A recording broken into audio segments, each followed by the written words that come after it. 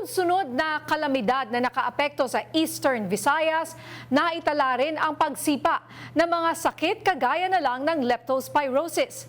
Pinaigting naman ng pamahalaan ang pagresolba sa pagtaas ng bilang ng mga nagkasakit sa tulong na rin ng Zero Balance Billing Program. Ang mga kwento ng pagsubok at pagsulong, ihahatid sa atin ni Sylvia Abadingo.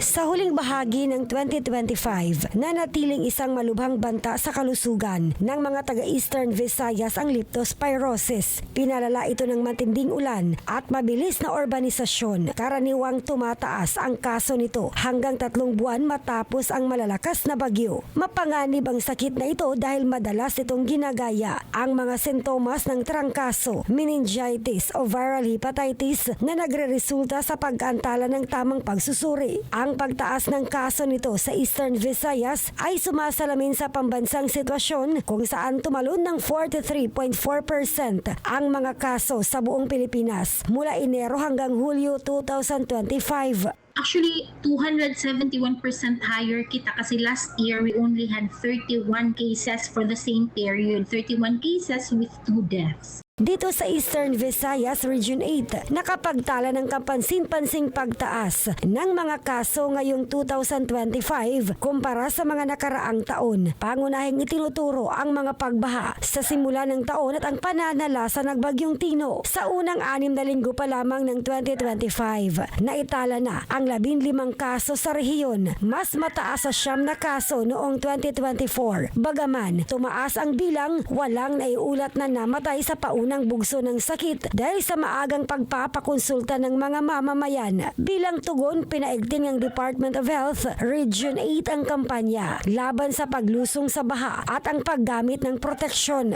Tiniyak ng PhilHealth na mananatiling sakop ng kanilang insurance ang paggamot sa leptospirosis sa buong taon ng 2025 upang matulungan ang mga pasyente sa gastos medikal. Ipag kami adahin leptospirosis na infected community.